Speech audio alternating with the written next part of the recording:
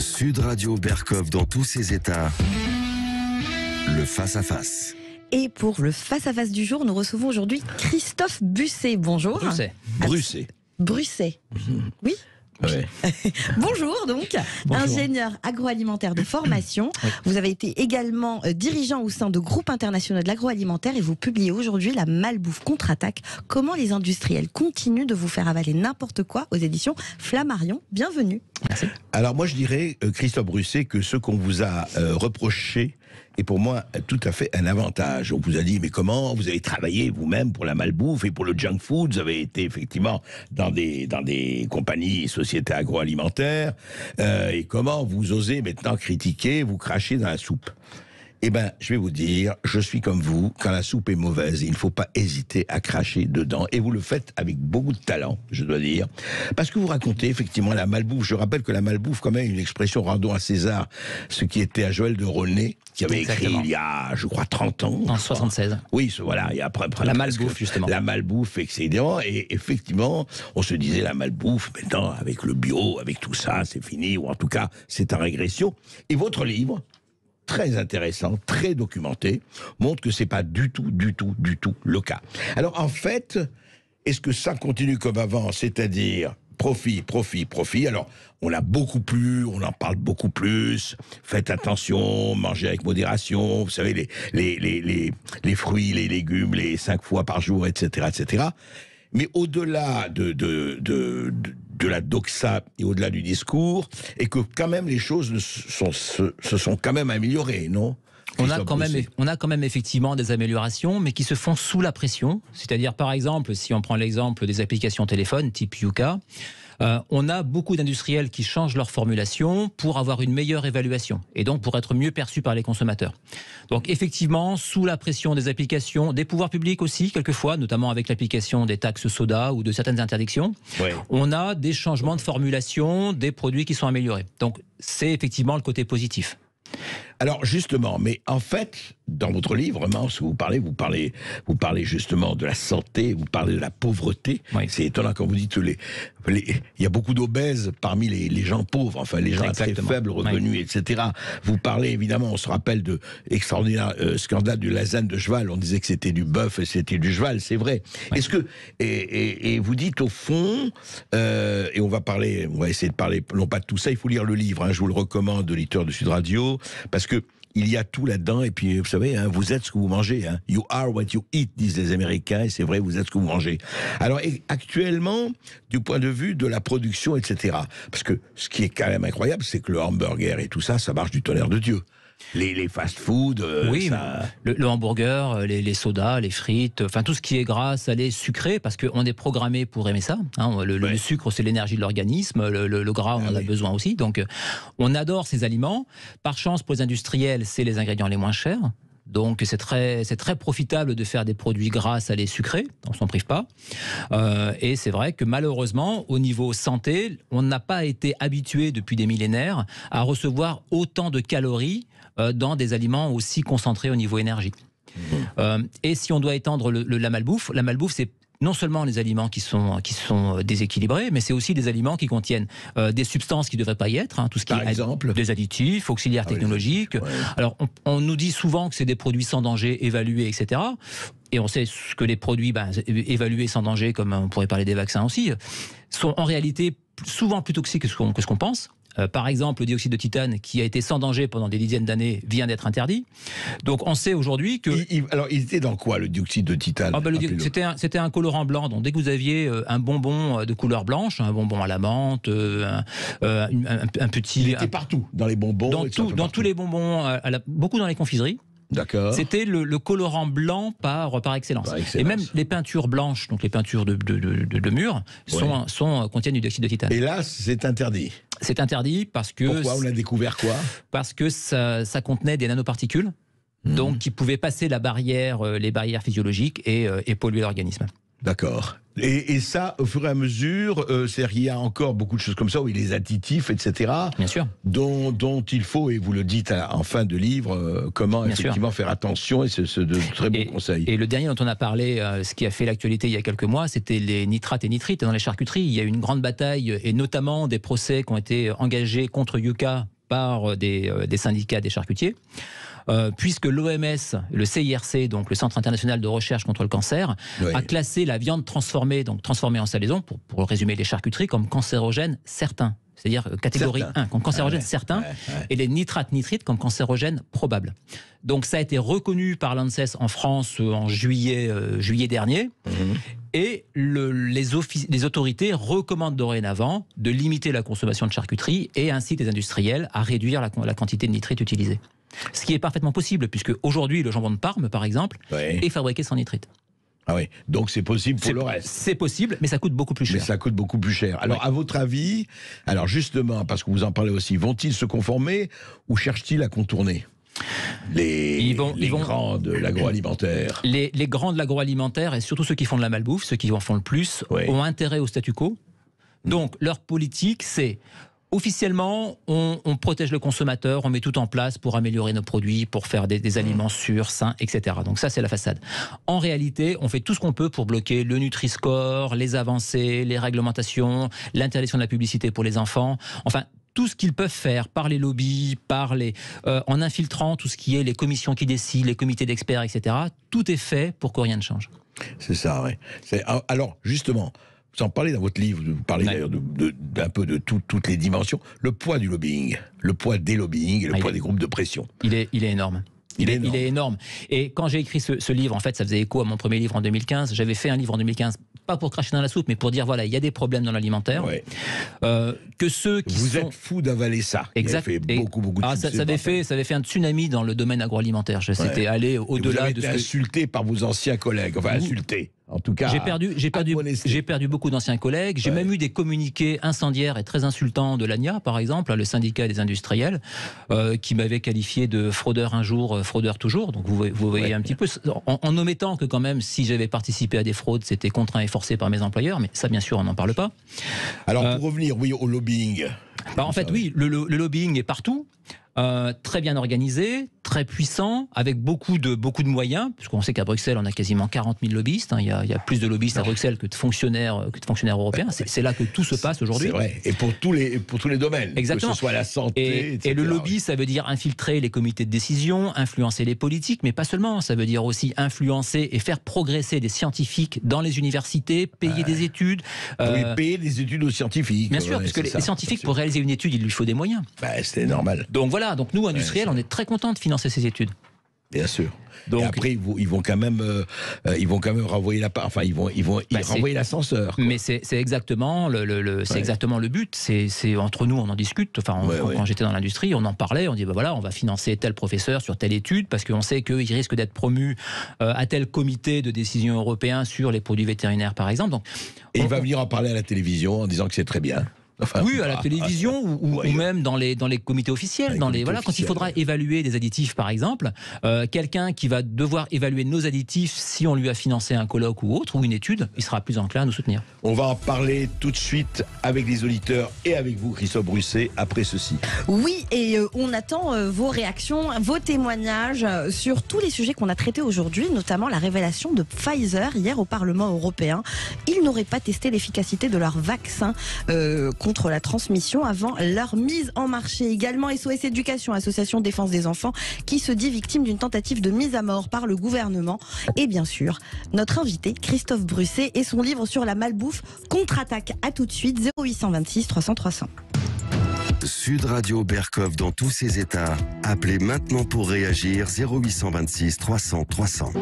Ici Sud Radio. Les Français parlent au français. Les carottes sont cuites. Les carottes sont cuites. Sud Radio Berkov dans tous ses états. Et avec Christophe Brusset, lui aussi dans tous ses états, ingénieur biologie spécialisé dans l'agroalimentaire. Et effectivement, comment les industriels continuent de vous faire avaler n'importe quoi. La malbouffe est là, elle est toujours là. Évidemment, on la combat, et heureusement, mais le combat n'est pas gagné, loin de là. Alors justement, est-ce qu'il n'y a pas quand même, ça continue, c'est drôle, on les abreuvé, alors vous dites qu'on les lobbyistes, effectivement, et puis il y a une puissance de côté. Est-ce que les gens, à votre avis, Christophe Bruxet, continuent d'être mal informés, désinformés peut-être, mais mal informés surtout? Non, effectivement, c'est une bonne question. Je me la suis posée aussi pendant les 2 ans d'enquête pour écrire ce livre. Et j'ai trouvé des études américaines intéressantes qui, justement, se posaient la question de savoir pourquoi donc, les plus pauvres étaient les plus gros acheteurs de malbouffe. Et en fait, ils se sont rendus compte qu'il y avait plusieurs phénomènes. Donc, une chose évidente, c'est vrai que quand on n'a pas les moyens, on achète ce qui est le moins cher et ce qui rassasie le plus. Donc, on se tourne naturellement vers la malbouffe. Et aussi le fait que des classes populaires devaient constamment dire non à leurs enfants, par exemple. C'est-à-dire le dernier iPhone, la dernière basket à la mode, les vacances au ski, etc. Tout ça, c'est pas possible quand vous êtes pauvre. Donc vous dites non en permanence à vos enfants. Par contre, au supermarché, quand vos enfants, influencés par les publicités sympas des fabricants de soda, vous demandent 1 litre de cola, c'est une des rares occasions où vous pouvez lui dire oui. Bien sûr. Vous savez que c'est malsain, vous savez que c'est pas idéal, mais vous cédez parce que c'est ce qu'on appelle un bénéfice émotionnel. Et ça, c'est une étude américaine qui était extrêmement intéressante et à mon avis très vraie. C'est une bénéfice émotionnel. Un bénéfice émotionnel. Oui, parce qu'on ne peut pas dire non tout le temps à son gosse. C'est ça, c'est extrêmement frustrant. Et le jour où il vous réclame un peu de coca, vous dites bon bah écoutez, ok, voilà, une fois de temps en temps. Et malheureusement, c'est les seules opportunités qui vous restent. Et c'est vrai, ça c'est vrai pour les. Mais alors de façon plus générale, même dans les classes moyennes et compagnie, est-ce que vous trouvez que les gens aujourd'hui, on est quand même en 2022, je ne parle pas seulement de la France, sont informés comme ils devraient l'être ou pas assez? Je pense que les gens sont informés. Maintenant, l'information est partout. On a même le programme national nutrition et santé qui est fait par l'État et qui est bien fait. Je dois reconnaître que l'information y est, donc il est communiqué. Mon épouse est enseignante et aussi à l'école, ils ont des programmes de formation à la nourriture. Donc, je pense que l'information, elle est faite. Vous voyez, il y a des livres comme moi, des émissions. Enfin, je ne suis pas le seul à en parler. On est nombreux. L'épidémie d'obésité, de malbouffe, etc., de diabète, tout ça, elle commence à être connue. Il y a d'autres livres intéressants qui parlent de diabète, de la maladie de Nash, etc. Donc oui, ça commence à être connu. Mais il y a aussi le fait que la malbouffe, c'est aussi quelquefois, c'est un antidépresseur. Vous n'êtes pas bien, vous faites une petite barre chocolatée, une petite glace. Vous voyez, c'est un petit peu la douceur. Il y a aussi l'image de la nourriture. Je stresse, je fume et je fume. Enfin, c'est un peu ça. On sait que c'est nocif, mais bon, on n'est pas très bien. On est confiné, on s'ennuie, on est devant la télé. On va peut-être pas se faire une salade avec un filet de citron, mais bon, on va sortir une glace du congélateur. Donc il y a aussi cette image de la nourriture à changer. Et puis, on n'a peut-être pas encore complètement réalisé à quel point c'est nocif. On n'a pas encore réalisé. En France, il y a 1 million. Qu'est-ce qui est le plus nocif aujourd'hui, Christophe Bruxet? Si je devais citer un produit, je dirais le sirop de fructose. Le sirop de fructose, il est partout. Il est dans les sodas, il est dans les produits sucrés, il est même dans les produits transformés, dans des lasagnes vous allez en trouver, dans des hachis parmentiers vous en trouverez. Parce que le sirop de fructose est un sucre qui est très mal toléré par l'organisme. Le foie doit le transformer en glucose, puisque le glucose c'est l'énergie de l'organisme. Et donc, l'organisme n'est pas du tout habitué à avoir de grosses doses de fructose. Et c'est l'apport de fructose en excès qui favorise le diabète de type 2 et ensuite les problèmes de Nash. Donc si vous regardez, si vous lisez le très très bon livre du docteur Dominique Lannes, qui a écrit Nash, la maladie de la malbouffe, ou Nash, la maladie du soda, tout est dit. Et oui. Alors justement, parlons un peu, parce que vous êtes un lanceur d'alerte. Enfin, vous faites partie de ces personnes, et il y a un collectif qui est en train de se faire là-dessus. Et les lanceurs d'alerte, vous dites, ils sont pas très bien traités. Ah non, ça c'est le moins qu'on puisse dire. C'est normal, vous gênez. Vous voulez pas qu'on vous traite bien, en plus, disons alors que vous gênez, quand même. On n'est pas bien traité par les gens qu'on critique, ça, à la rigueur, on peut le comprendre. D'ailleurs, moi, pas plus tard qu'en août dernier, j'ai reçu encore une lettre d'avocat, je commence à les collectionner et puis je les garde comme des trophées, qui m'a vraiment mis en colère, puisque je prends beaucoup de précautions. Ce livre-là a été relu 3 fois, y compris par un avocat qui m'a demandé de faire 75 modifications. Vous voyez, on est auto-censuré, sur-censuré, donc on peut vraiment plus parler, et malgré tout, on reçoit encore des courriers d'avocats, voire des procédures, parce que, soi-disant, on dénigre un produit. On ne peut plus dire, même si on dit la vérité, c'est pas une excuse pour ne pas dénigrer. Alors, vous parlez d'une chose dans votre livre, moi, ça m'a frappé, c'est pour ça, vraiment un livre très intéressant de ce point de vue-là. Vous parlez de quelqu'un qui était dans un restaurant, et qui a dit, j'ai bouffé là-bas, c'était pas bon, et elle s'est faite attaquer par le restaurant. Attaquée et condamnée. attaqué et condamné pour dénigrement, justement. Alors aujourd'hui, je n'ai plus le droit. Attendez, moi je passe ma vie au restaurant. Oui. Si je trouve qu'un restaurant, mettons, voilà, qui est pas bon, enfin je trouve qu'il est pas bon, c'est bon. J'écris, je fais un tweet en disant, et il pourrait m'attaquer. Je dis pas qu'il va gagner, mais il pourrait m'attaquer. Si vous critiquez l'entreprise, vous pouvez être attaqué pour diffamation. Donc c'est 3 mois comment on appelle ça, 3 mois de prescription. Ouais. Si vous critiquez les produits de l'entreprise, vous pouvez être attaqué pour dénigrement. Et là, c'est plus 3 mois, c'est 5 ans. Et au niveau des dommages que vous avez à payer, c'est pas plafonné. Si demain j'attaque une multinationale et que je dis voilà, leur produit, tel produit, un produit phare de la malbouffe, ce produit est toxique, n'en mangez pas, que les ventes baissent d'1 ou 2%, qui perdent 2 milliards, ils peuvent me les réclamer. Ah oui. Donc, oui, si vous dites ça, le produit est toxique. Simplement, même si c'est vrai, c'est-à-dire que l'excuse de vérité ne s'applique pas en cas de dénigrement. Vous ne pouvez pas aujourd'hui, avec l'état de la législation en France, critiquer une entreprise. Et c'est bien ce qu'on dénonce dans le collectif que j'ai lancé l'été dernier, de dire voilà, on doit avoir droit à la parole et pour la salubrité publique, on doit pouvoir dénoncer les choses qui nous paraissent anormales. Oui. Et c'est vrai que c'est pas évident, ça. Non, et les lanceurs d'alerte avec qui j'ai parlé, beaucoup ont été complètement détruits par les procédures. Et en fait, certains, il y a vraiment une volonté des industriels de les assassiner socialement avec des amendes énormes. Puisqu'on peut parler par exemple d'une affaire qui a opposé Alerte aux toxiques et les vins de Bordeaux, où on a une personne qui a été condamnée à payer 125 000 €. Et ces procédures, ces attaques pour dénigrement, ce qu'on qualifie nous de procédure bâillon, se multiplient aujourd'hui. Et aujourd'hui, en fait, ce livre, je pense pas que, vu ce que vous dites et ce que j'ai lu, je ne vois pas comment on peut vous attaquer.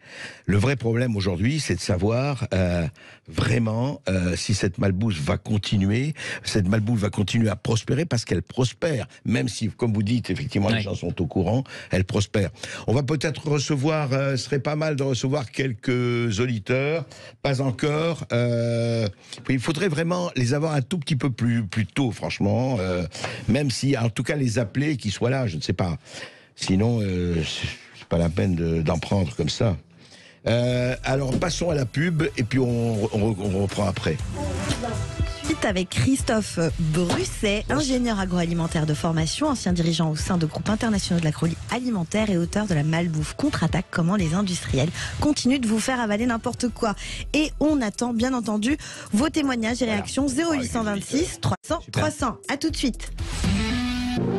Ici Sud Radio. Les Français parlent au français. Je n'aime pas la blanquette de veau. Je n'aime pas la blanquette de veau. Sud Radio Berkov dans tous ses états. Alors Alain, je pense que nous avons des auditeurs qui doivent réagir. Tout à fait. On a Cédric de Béziers d'abord en premier. Bonjour Cédric. Bonjour Cédric. Bonjour à tous, monsieur Berkov. Bonjour à votre invité. Je pourrais me présenter en tant que directeur de Tricastel depuis 1976, mais je le ferai pas. Mais c'est bien de le dire, très bien. Honnêtement, depuis 1976, en fait, ce film est sorti et je trouve qu'en fait, on se retrouve 50 ans après avec une véritable malbouffe, notamment des choses qui nous arrivent. J'ai travaillé dans le frigo et donc effectivement, j'ai pu charger, décharger et on nous trompe sur la marchandise. Notamment, je vais vous donner un petit exemple. Oui. J'ai vu des œufs. Alors vous savez que maintenant, en fait, on achète des œufs quand les poules sont élevées en plein air. Et ben j'ai vu marqué, et vous allez dans les Lidl, dans les Aldi ou dans les grandes surfaces, que ce soit U ou un autre, vous allez voir écrit dessus élevé au sol. Élevé au sol. Élevé au sol. C'est sûr que normalement une poule elle est élevée en l'air, c'est très bien, on les voit en l'air. Donc je trouve qu'en fait les gens qui ne réfléchissent pas, pour eux au sol c'est en plein air. Alors que non, en fait, ils sont en batterie, ils sont 12 000 ou 15 000 dans 40 mètres carrés. Très intéressant. Et puis voilà, je l'ai vu de mes yeux. Donc je trouve ça ahurissant. Et concernant la malbouffe, on en a de plus en plus. Je trouve ça ahurissant. Bon, étant routier, effectivement, j'en profite un peu parce que je peux pas tout faire cuire dans mon camion. Mais effectivement, on se retrouve dans cette situation où on est contraint et forcé de manger, comme a dit votre invité, à pas cher. Parce que justement, tout est cher. Et Bien quand sûr. on mange à pas cher, effectivement, on mange de la merde. Moins bien, oui, exactement. Exact. Non, mais Je c'est vrai. pense qu'il serait Oui, intéressant allez-y, de Cédric. faire comme nous on est en train de procéder dans ma région, on va dans l'arrière-pays maintenant, Ouais. on monte sur la cône et tout ça, et on essaie d'aller chercher aux producteurs. Ah Alors, ouais, oui. on fait des prix on va chercher en gros, donc on va chercher 15-20 kilos, mais on s'associe à la famille ou à des amis du village, et on partage. En et, collectif, oui. Je pense que c'est la meilleure solution maintenant, parce que les grandes surfaces nous trompent. Ce qui se mange maintenant, on nous trompe, et puis c'est dommage. Alors Cédric, il pose un vrai problème. Est-ce que vraiment une des solutions, parce qu'il a raison, tout le monde n'a pas les moyens de se payer du bio, il faut le dire. Enfin, vous en parlez vous-même dans votre livre. Hein, on sait très bien le chiffre médian de ce que touchent des millions de Français. Ouais. Est-ce que ce n'est pas enfin, on peut pas, ça ne réglera pas tous les problèmes, mais de se tourner vers les producteurs, d'aller quand on peut vers les producteurs. Si, effectivement, c'est une solution. On peut aller faire ce qu'on appelle les circuits courts, donc on évitera effectivement toute la marge donnée à la distribution. Une petite remarque cependant, c'est vrai qu'il y a aussi certains produits naturels et sains qui sont pas chers. Regardez par exemple, on parlait des sodas tout à l'heure, moins cher que les sodas, vous avez l'eau. Et même l'eau du robinet qui est bonne. L'eau du robinet qui pourtant est qualitative. Donc vous pouvez très bien arrêter. Dans certains endroits. Oui, effectivement, mais bon, quoi qu'il en soit, l'eau est meilleure, de meilleure qualité et meilleure pour votre santé que n'importe quel soda. Boire, mais est-ce que la nourriture, il n'y a pas que l'eau? Alors c'est sûr que quand vous êtes routier, que vous n'êtes pas à la maison, etc., c'est compliqué, c'est sûr. Mais vous pouvez aussi, quand vous êtes à la maison, cuisiner. C'est ce qu'on fait avec mon épouse depuis tout le temps. On n'achète pas de plats préparés, on n'achète pas de plats avec ultra transformés, et on arrive à avoir un budget contenu. Il faut quand même rappeler aujourd'hui qu'on n'a jamais payé aussi peu en termes de pourcentage de son argent, enfin de son pouvoir d'achat, de son budget. Aujourd'hui, dans l'histoire, dans les années 60, on payait 30 ou 40% de son budget était consacré à l'alimentation. Aujourd'hui, c'est 15%. Voire moins. Oui, c'est vrai, c'est bien de rappeler ça. Oui. C'était 30-40%, il y a encore quoi, 40 ans? 45 ans. Ouais, c'est ça. Voilà. Sandrine du Tarn. Bonjour Sandrine. Bonjour Sandrine. Oui, bonjour. Alors, bonjour André et bonjour aussi à votre invité aussi. Alors moi je suis une agricultrice, par contre, donc éleveur laitier. Oui. Et ça a été beaucoup la question par rapport, alors moi je suis très en colère contre leur campagne publicitaire sur des produits qui, quand je m'amuse à les regarder sur les rayons, comme ils sont composés, donc je reviens toujours pareil aux produits pas chers, ou alors il n'y a pas du tout de poudre d'ozolé diluée. Après, alors là je suis très en colère par rapport à la campagne du steak végétal. Alors respectivement McDonald's, justement je donne des cours de zootechnie au LEPA, où les gens disaient maintenant ils font le steak végétal au goût protéiné, enfin à la viande. Alors moi j'ai dit mais c'est pas possible, mais c'est de la folie. Bientôt on va complètement changer, ils vont dire je mange du steak, mais comment il est fait le steak? On revient complètement à des aberrations même déjà de vocabulaire. C'est pas mal. Complètement. Et après la campagne qu'ils font par rapport à l'écologie pour essayer de vendre ce produit-là, je trouve ça aussi très catastrophique. Et la campagne de Leclerc aussi qui me met hors de moi quand le petit enfant il dit oh là là, mes parents ont acheté tous les produits à EcoPlus et en plus il peut se faire plaisir. Bon, non seulement il achète du textile qui vaut pas grand chose et qui est trop cher par rapport à la qualité, et en plus tous les produits qu'il achète aussi EcoPlus. Donc excusez-moi, je fais une sacrée publicité. Alors nous, en tant que producteurs, c'est vrai qu'on s'est posé la question directement de effectivement que les gens viennent chercher le produit. Alors moi souvent je me suis posé la question justement sur la transformation, mais j'étais très gênée par rapport au fait que je me suis dit bon, nous on a une réglementation au niveau hygiène, combien ça va me coûter, bien sûr, il y a le prix du coût, bien sûr. Le prix du coût, et après comment je demande mon produit à quel prix. Mais moi je ne veux pas cibler les bobos, je m'en fous complètement des bobos. Moi, ce que je veux cibler, c'est justement ces gens qui sortent de la pauvre classe et qui puissent manger des produits de qualité. Qui n'ont pas les moyens, exactement. C'est là où je veux dire, c'est cette marge-là qui me gêne un peu. Et alors, quand on va à Leclerc, effectivement, la glace du producteur, elle vaut un prix pas possible. Sandrine, vous avez dit beaucoup de choses et beaucoup de choses intéressantes. Moi, je voudrais qu'on revienne avec Christophe Brusset justement sur ce steak végétalisé et cette espèce de course à l'écologie, mais qui masque quand même des sacrées arnaques. Bon, en fait, il faudrait parler des steaks végétalisés. C'est-à-dire que vous avez effectivement les steaks qui sont faits à partir de, par exemple, de protéines de champignons ou de végétaux aromatisés, par exemple avec le M, qui est une molécule type hémoglobine, pour donner un goût justement viandé, sandé. Mais vous avez aussi les viandes fabriquées à partir de cellules souches, donc quelque part qui sont quasi de la viande ou qui sont de la viande, puisque c'est une cellule souche qu'on multiplie. Il faut savoir aujourd'hui que l'agro-industrie investit des milliards dans toutes ces technologies. Pour eux, c'est un marché d'avenir, puisqu'aujourd'hui l'agroalimentaire ne croît quasiment pas, puisque voilà, la population n'augmente pas tant que ça. Et ces produits-là sont des produits qui seront demain, quand les usines seront moins chers et moins chers, et on pourra faire beaucoup plus de marge. Et c'est vrai qu'aujourd'hui, ces entreprises ont essayé de se refaire une virginité sur on est écologique, que ces produits-là consomment moins de... Dans une usine, sur quelques hectares, on va pouvoir produire autant que des vaches qui boudraient X hectares de pâturage. Donc il y a un vrai mouvement et un vrai engouement de l'industrie pour ces produits. On va arriver au steak vegan avec goût de viande. C'est déjà le cas. C'est déjà le cas. Ah oui, c'est déjà le cas, oui, tout à fait. Ah oui, vous avez les Impossible Burger, les Beyond Meat, vous en avez d'autres, vous avez des dizaines, vous avez Alep Farm, vous avez... il y en a à Singapour, par exemple, j'étais pas plus tard que la semaine dernière, vous avez aussi Shiok Meat, vous en avez quelques-uns aussi où c'est déjà une réalité. Le génie de la consommation, très fort. Ala. Et nous recevons maintenant Angèle de Marseille. Bonjour Angèle. Bonjour Angèle. Oui, monsieur Berkov, bonjour. Bonjour à tout le monde. Donc, je voulais simplement parler de la malbouffe, des supermarchés et des markets et tout ça, parce qu'en fait, il suffit de se promener dans les supermarchés pour voir, pour avoir vu durant ces 10 dernières années l'explosion des rayons consacrés au sucre, au chocolat, au gâteau, aux viennoiseries, aux boissons sucrées, tout ça. Et je voulais faire une proposition aux supermarché, ce serait de créer des rayons premiers de la classe, que ce soit bio ou pas, des rayons où on vous propose des produits bons pour votre santé. Oui, c'est ça. Et ce sont eux qui vont choisir, bien sûr. Ah ben non, il faut un collectif de gens très sérieux pour s'en occuper. Parce que, je vais vous dire, les gens, ils croulent sous tellement de problèmes, sous tellement de choses, ils n'ont pas le temps de regarder les étiquettes. Moi, je regarde les étiquettes. Bien sûr. Par exemple, je peux vous dire que les produits bio-véganes sont bien souvent beaucoup plus sucrés dans les galettes, tout ça là. Christophe Brusset, juste un mot. C'est vrai ce que dit Sandrine ?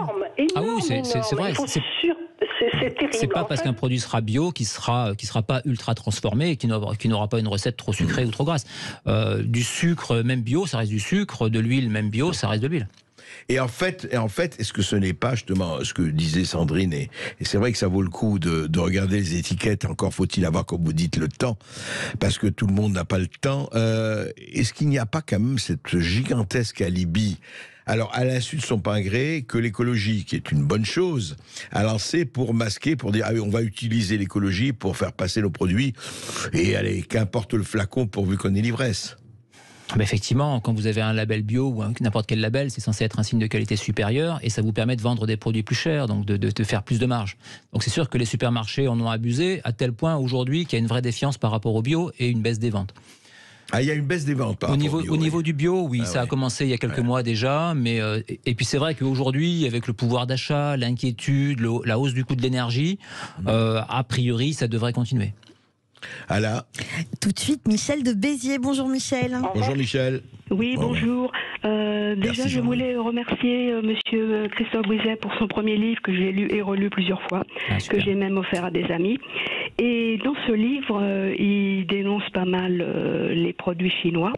Donc ma question, c'était de savoir est-ce que les Chinois l'ont attaqué. Ah oui. Est-ce que les Chinois vous ont attaqué ? Non, pas du tout. En fait, si j'étais attaqué, ce serait par une entreprise. Toutes les lettres de menaces que j'ai reçues, les lettres d'avocats, etc. Ça émanait d'une entreprise. Oui. Mais les Chinois en tant que tels, non. D'ailleurs, je vais en Chine assez souvent, assez régulièrement. J'étais en Asie la semaine dernière. J'ai beaucoup d'amis chinois qui sont des gens absolument délicieux, raffinés, intelligents. Donc ils savent faire la part des choses. Ils ont les mêmes problèmes, figurez-vous, en Chine. C'est-à-dire qu'en Chine, il y a des vrais problèmes de malbouffe, d'hygiène, etc. Et vous avez aussi des mouvements citoyens là-bas également. Oui, ça, on ne le sait pas, ça, on l'oublie. Oui, on le sait pas. Singapour, par exemple, a des gros problèmes de diabète. Ils sont en train d'aller à marche forcée vers des taxes soda, vers des interdictions de produits, interdictions de publicité. Et je pense qu'en France, on suivra le même chemin dans quelques années.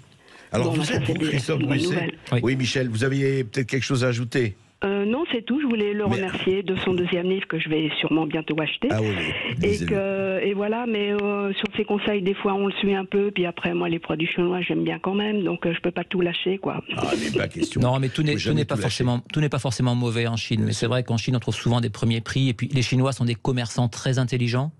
Pas toujours très honnêtes, mais très intelligents. Donc, pour faire des faux produits des ASAT, ils sont très forts. Christophe Bruisset, une dernière question. Vous êtes, vous, pour la taxe soda, qu'elle soit, quand je dis soda, aussi pour une taxe appliquée plus fortement, plus sévèrement envers certains produits qui sont véritablement nocifs? Je suis pour l'efficacité, on va dire. Malheureusement, je suis pas pour augmenter. Moi, je suis plutôt anti-taxe. Je serais plutôt pour limiter les taxes, etc. Mais on s'aperçoit malheureusement que beaucoup de gens sont mal informés, ne savent pas se discipliner, et que c'est souvent les enfants et les plus fragiles qui sont victimes de ça, et on s'aperçoit que là où c'est appliqué et là où la taxe soda est importante, elle est sensible, c'est-à-dire que pas quelques centimes mais qu'elle est vraiment importante, on s'aperçoit que la consommation de soda diminue. Donc oui, c'est efficace, et donc je serais plutôt partisan de la mettre en place, oui. Eh bien écoutez, voilà, c'est entendu, pour une fois, le fisc pourrait faire un très bon travail de ce point de vue-là. La taxe soda est pour nous, pour l'État. Et merci, Christophe Bruisset. Merci à vous. Christophe Bruisset, je rappelle que vous êtes ingénieur agroalimentaire de formation, ancien dirigeant au sein de groupes internationaux de l'agroalimentaire et auteur de ce livre, La malbouffe contre-attaque, comment les industriels continuent de vous faire avaler n'importe quoi. Merci d'avoir accepté notre invitation. Et merci à tous de nous avoir suivis. Bercoff dans tous ses états revient demain, 12h30, 14h, avec pour le face-à-face Fabrice Dalméda, qui publie l'histoire mondiale des riches aux éditions Plomb. Nous reviendrons également sur une liste mise à jour de la mairie de Strasbourg interdisant la vente de champagne, bottes de Noël, donuts, tartiflettes et raclette. Et tout de suite, vous avez rendez-vous avec Brigitte Lahaye qui reçoit Philippe Arlin. Sommes-nous tous bisexuels? Comment savoir si on a des tendances homosexuelles? Faut-il vivre ses fantasmes? C'est ce que vous découvrirez. Bon après-midi sur Sud Radio. Sud Radio. Sud Radio. Parlons vrai. Parlons vrai.